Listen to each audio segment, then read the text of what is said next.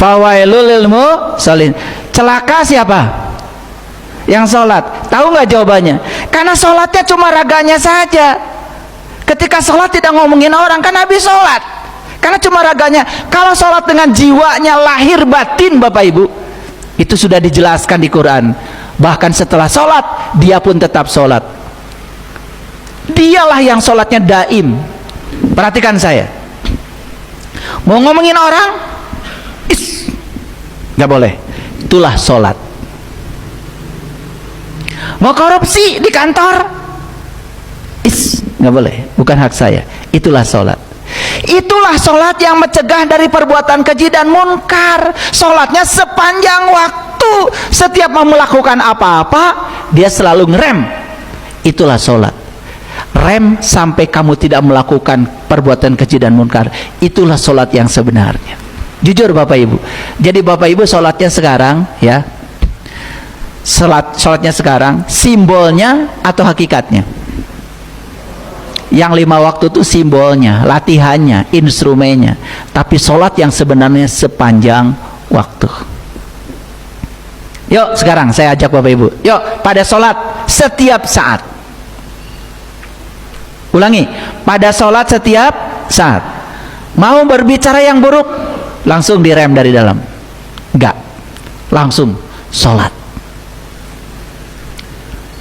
Mau memikirkan yang buruk-buruk, curiga sama orang, tidak, langsung sholat.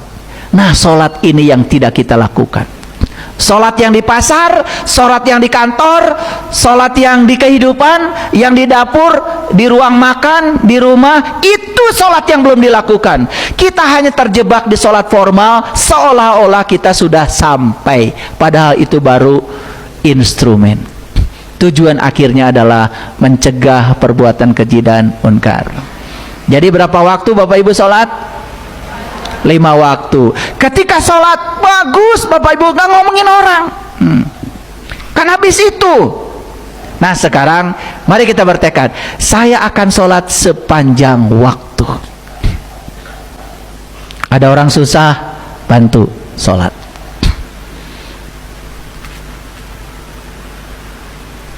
Ada orang kegelapan, terangi sholat.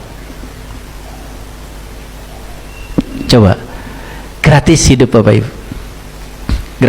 Sahabat-sahabat saya di sini, di bumi spiritual Indonesia, sudah tahu keseharian saya.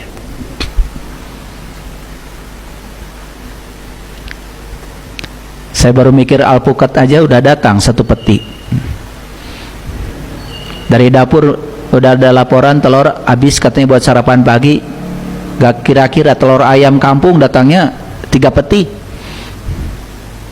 Kan gak mungkin saya makan sendiri, betul nggak? Ya, saya bagikan. Kalau telur umurnya kan pendek, gitu.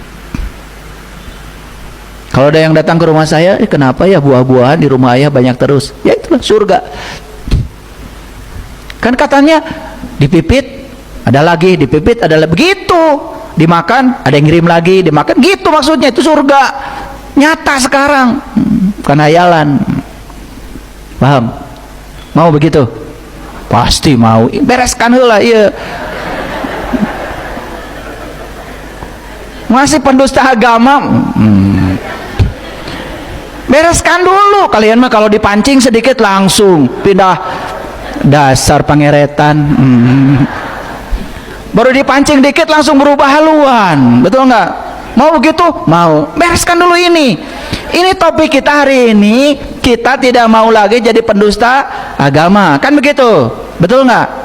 Sholatnya tidak mau lagi cuma raga, ingin melibatkan jiwa. Jiwanya bisa lizikri, bisa ingat sama Allah. Satu-satunya syarat ingat sama Allah, maka jiwa harus dikenalkan dulu sama sang pemilik jiwa itu. Itulah yang disebut dengan ma'rifatullah. Udah nyampe pesannya? Ini Quran Bapak Ibu. Nah, alladzina hum an sholatihim sahun. Nah kita ini sering memplesetkan. Sahun itu artinya lalai. Lalai itu menunda waktu sholat.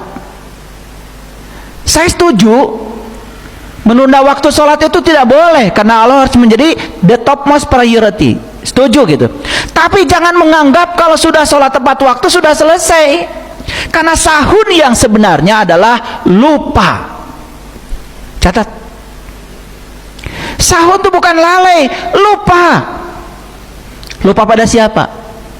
Lupa pada Allahnya. Sepanjang sholat itu nggak ingat Allah sama sekali, lupa. Inilah yang agama hanya hidup di rumah ibadah, tapi mati dalam kehidupan. Sudah jelas?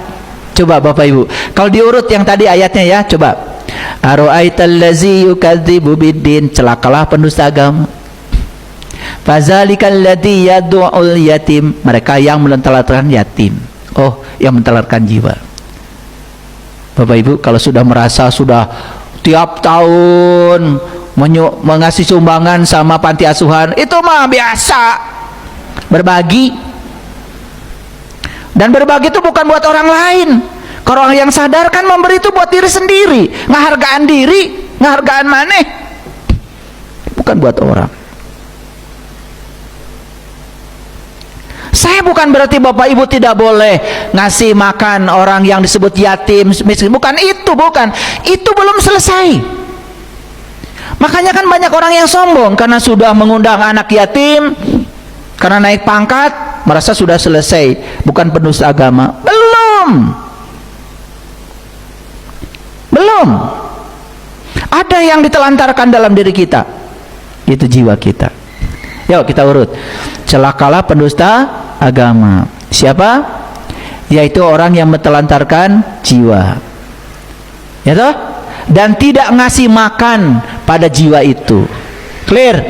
Akibatnya apa? Sholatnya jadi celaka. Kenapa? Karena sholatnya lupa. Lupa pada siapa? Lupa pada esensi sholat. Kan sholat itu jelas di Quran, ya. Innani anallah la ilaha illa ana fa'budni wa aqimis sholata li zikri. Sholat itu li zikri, mengingat kepada Allah. Nah, sepanjang sholat jujur Bapak Ibu, apa yang Bapak Ibu ingat? Sok lah, rek mana? Dan saya tuh udah tahu Bapak Ibu teh, yang ada di kepalanya tahu ya. Cuman kan saya mah tidak boleh membukakan aib orang lain. Tahu? Rek ngaku naon ge nyaho. Tapi saya juga kagum ya. Banyak orang-orang yang punya pondok pesantren datang ke rumah saya bicara secara pribadi dulu. Ketika saya sampaikan ayat-ayat begini, meneteskan air mata. Berarti saya ya yang masih begitu. Saya salami, kamu jujur. Kagum saya sama begitu. Kamu sudah jadi danau, kamu sudah jadi laut yang rendah, siap menerima air. Mereka yang masih seperti gunung batu, tegak, gagah, pakai topeng, merasa paling soleh, paling suci, padahal ketika sholat juga ngawur yang diingat yang lain, tapi nggak mau jujur, selamanya sholatnya seperti itu. Orang yang berani sesat tidak akan tersesat, tapi orang yang tidak berani tersesat selamanya tersesat. Alladzina hum yuraun. Ini orang ini cuma ria aja, ingin disebut muslim, ingin disebut sudah sholat, ingin disebut ahli surga. Lihat loh. Jika perlu digosok-gosok. Ada katanya diganjal pakai batu. Wih, luar biasa.